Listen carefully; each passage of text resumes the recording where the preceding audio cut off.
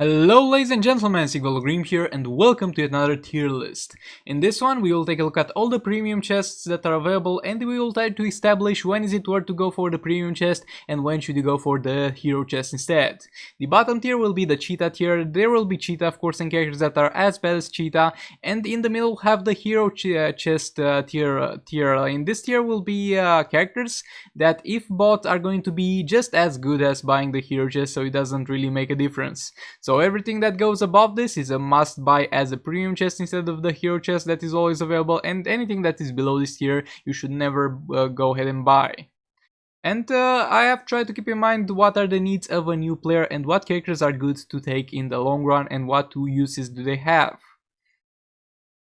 So yeah, we'll start with the Cheetah tier. Cheetah is a terrible character, the worst character in Injustice Mobile in my opinion. Her abilities do nothing and her passive will give her armor piercing on her basic attacks for a short duration of time after she uses an ability, and those abilities do not chain into a combo, so it's pretty much a worthless passive that you will not put to use at any point. Now to find another trademark, we're going to put I guess we can put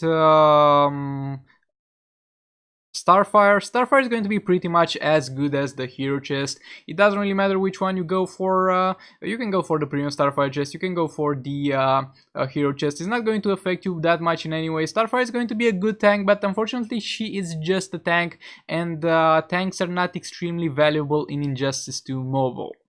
And the last reference we have over here is the S tier of hero chests. Atlantean Armor Aquaman is going to be an amazing character for new players. He will help you along clear through the entire campaign, and he will do amazing on the long run in Arena and Champions Arena.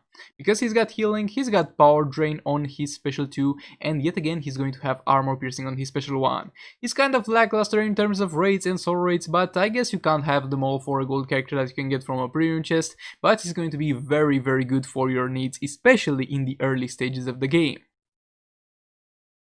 Blademaster Robin is going to be another character that is in the Cheetah tier. In my opinion, he's just useless, and you don't really have anything to gain from buying a premium chest for him. It's like asking to have bad drops from a hero chest and paying additional gems to have bad drops, because his passive is going to be more or less useless. Like when you tag him in, it's going to begin with a higher combo, but if the combo is already started, then that will not have any effect.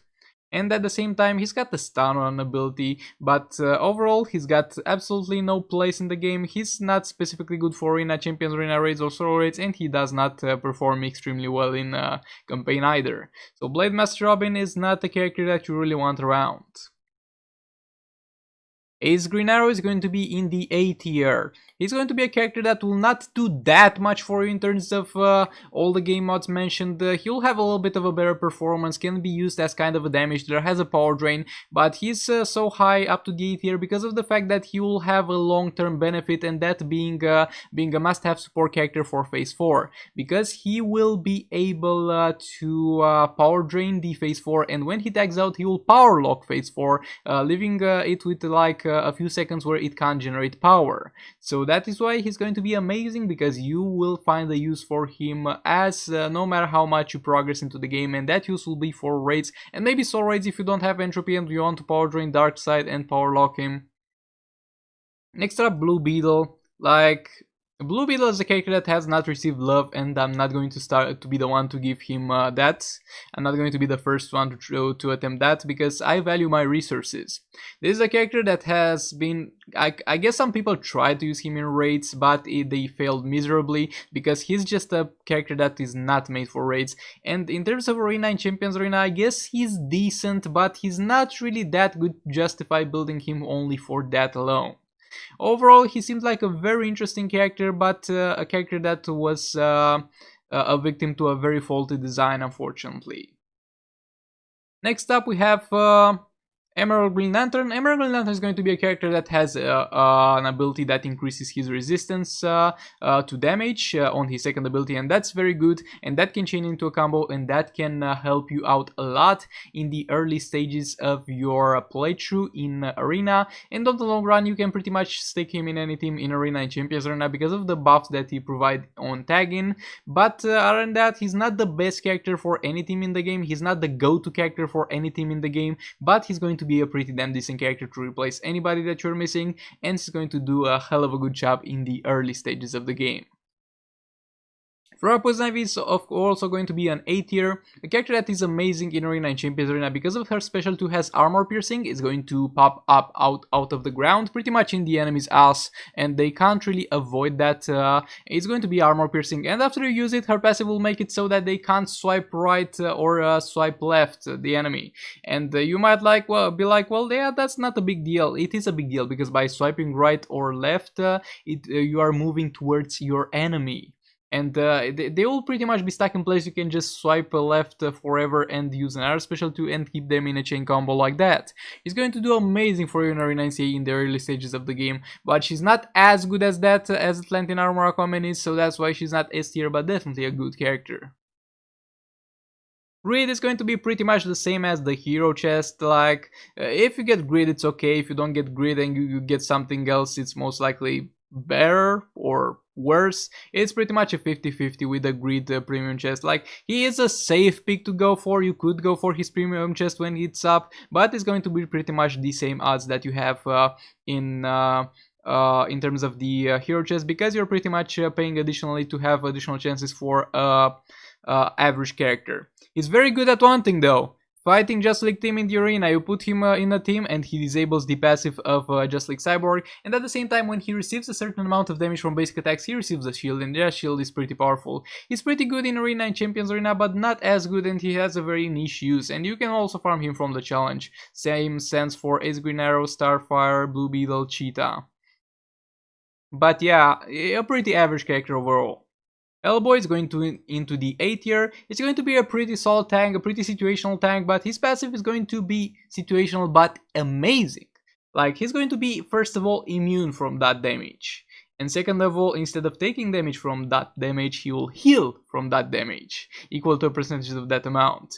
And you might be like, yeah, but that damage does not happen very often. Yes, but when it happens, this is just extremely broken. This passive is extremely broken when this happens, because of the fact that it simply ignores the damage and heals you instead. He's also got an armor piercing on his special tree. He gets some buffs against arcane characters of defense and damage, and he's going to be a pretty solid tank for specific things like phase 3 and fights that have hazards in soul rates, so definitely a good character. God damn, Silver Banshee, S tier! She's not going to be as good as Atlantean Armor Aquaman in terms of Arena and Champions Arena, but in terms of raids and soul raids, she's going to be a long-term investment, and she's definitely in the top 6 damage dealers in the entire game. So if you see the Silver Banshee chest, definitely go for that one. If you make a new account while this chest is up, then you are definitely a lucky man. Open that one only, because Silver Banshee will do well for you until the day you quit Injustice 2 Mobile. Next up, Spits for the Flash. I guess A tier. Like, he's a pretty good character. He's going to give fast attack to your entire team, but at the end of the day, not every single character needs fast attack or benefits from it. But he's also going to have a passive that makes him ignore damage when he swipes left or swipes right. So you can use that to your advantage in Arena NCAA. He does not have much of a use in raids and soul raids, but he's pretty good for what he should do. Unfortunately, he does not have 3 fast attack hits. The only Flash character actually that does not have 3 fast attack hits. Well, alongside with the silver one, but a pretty solid character nevertheless. Versatile passive, not the best passive, but versatile passive, and that's damage avoiding is going to be pretty damn decent. Next up, Solstice Dr. Fate. Gonna put him here. He's got the challenge. The only thing that stands out about him is going to be the passive that swaps the health with the enemy when you do the super move. Like, that's going the game plan for that is you are going to let the enemy get you to almost no health, then use the super move, you get full health, you get him to almost no health, and at the same time you use your super move and he dies. That sounds good on paper, but you can only do that once per fight, and you don't really need characters that do that at the end of the day. Next up, Unhinged Harley Quinn. She's got a passive that makes it so the first character she kills will fight for you, but with very low health and attack. And that's not a good passive at all, but not as bad as Cheetah and Robin. But yeah, still stay away from Unhinged Harley Quinn. And Warrior Queen Wonder Woman is going to be a character that has armor piercing and has a shield. That's going to make her a decent character in terms of arena and Champions Arena, but unfortunately that's going to be her only use, and for that we have far better characters on this list already. And she also has a challenge. So overall, if it's above the hero chest, definitely go ahead and buy it over the hero chest. If it's below the hero chest, stay away from it. If it's the same bracket, it's pretty much up to you. If you like the character specifically, go for it. It does not really matter that much at the end of the day. So yeah, this was everything for this one. Hope you found this helpful, hope you enjoyed it. And another thing before we go, join my Discord server and help me find chests, because many people have requested that I do a chest tier list, and I'm like, I can't find them all, I can't find pictures of them all. So we have a chat where people submit chests, and we will work together as a community to hopefully gather enough of the chests that are available to be able to make a tier list. So yeah, thank you very much for watching. Like and subscribe if you enjoyed the video. Dislike it if you dislike it. Maybe hit that bell button, and I'll see you in the next one.